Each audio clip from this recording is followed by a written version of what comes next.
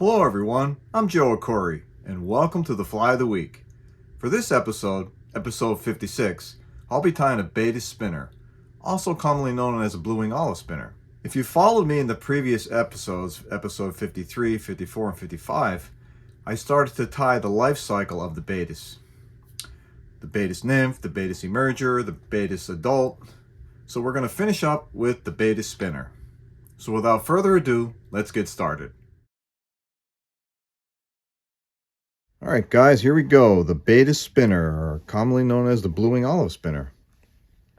So, let's start off by placing the hook in the vise, making sure that the shank of the hook is parallel with the tabletop, and begin to cover the front half of the shank of the hook. We're going to first attach our wing for the spinner, so we're going to wrap to the center of the shank of the hook and wrap back up half of that. That's our sweet spot, guys. That's where the wing is going to be placed. So, for the wing, we're going to use my sparkle yarn, my medium dun sparkle yarn. It's a great imitation for this wing of the spinner.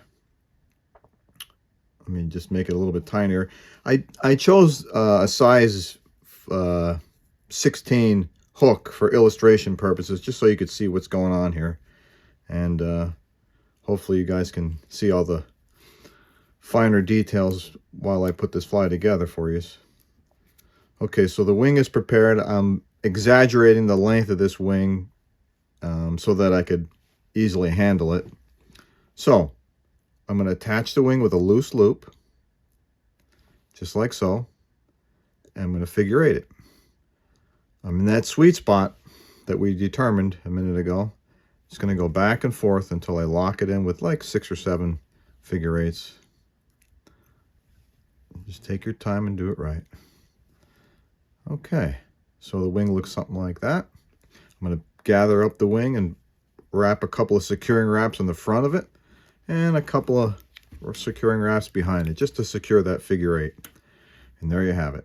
And I'll clip the length of the wing to the appropriate size when I get to almost finish with the fly. It just helps being larger on a smaller hook. You know, the wing being larger on a smaller hook is so much more easier to work with. So now I'm going to wrap back up to the critical bend, right where the shank and the bend start to meet, and that looks like right about there. So we're going to put the tail in now. So the tail for this spinner is made from a medium dun hackle. I'm going to gently draw down the fibers until they become perpendicular to the stem. Okay, very good. So it makes sense for me to pull the tail fibers off in the direction that the tail is going to go. So I wouldn't want to pull it off on this side, because then I got to fumble around and flip it over. And then by the time I get it on the hook, it looks a mess. So I kind of like the alignment on this side, so I'm going to flip this feather around and gather about a 1/4 inch worth. Tap the ends that were drawn off the stem. There's my perfect tail. I'll measure the shank of the hook at plus the eye for the length of the tail. Switch hands and pop it into that sweet spot there, right where the shank of the hook meet and the bend of the hook. Whoops. I dropped it there. There we go. Okay. Secure that with a couple of wraps. There we go. I like to kick a couple of wraps of thread under the tail, just to give it a little lift, and then I fan it out. And then lock that in. Fanning out the tail will help it distribute the weight of the hook on the water, the surface tension. Yeah, looks good. Now, the body. The body's going to be made out of my blue-wing olive fur blend.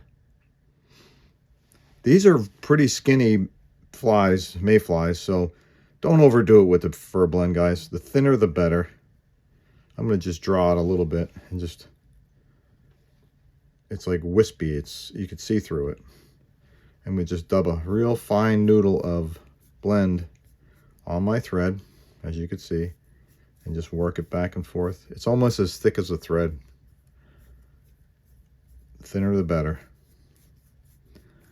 Now what's amazing about this species, these Baetis spinners, is they have a unique way of depositing their egg sacs, whereas they come back to the water and they're on the water for a very brief period of time, and then they dive down and attach their egg sacs to the back side of the downside side of the rocks or debris, whatever they could find.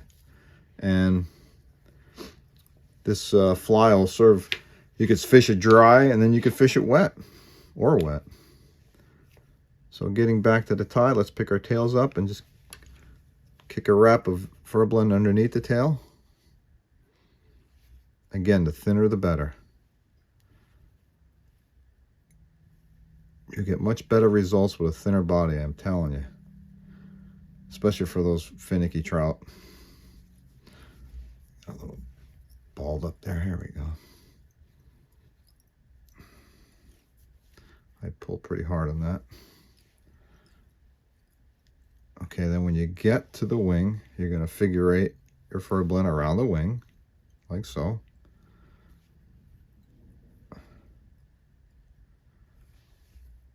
I got a couple of guard hairs there I want to get rid of.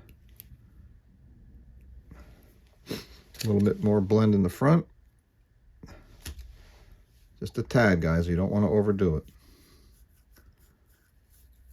Again, this is a very simple fly to tie, but yet very effective. I can't wait for this hatch to start. It won't be long. There we go. Now I'm going to form a little head.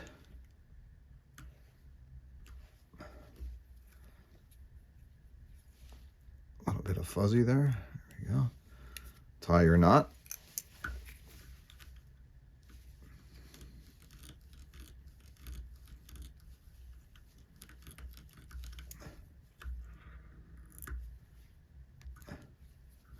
Clip off your thread. And let's take care of these wings now. So the wing length should be approximately equal to the shank of the hook.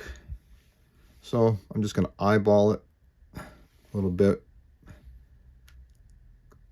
Get the other side.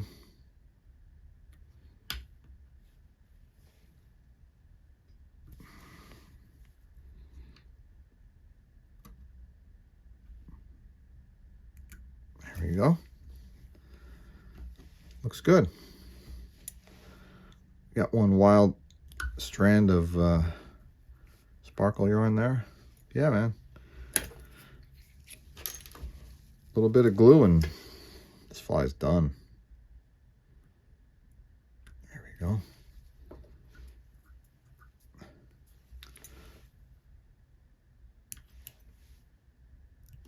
Guys, Baetis Spinner.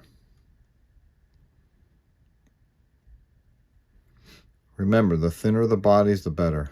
I'm telling you, you'll get a lot more action on it. Trout like a thinner body, especially those selective ones. Thank you for all your support, and make sure you subscribe to my channel. Tight lines, guys.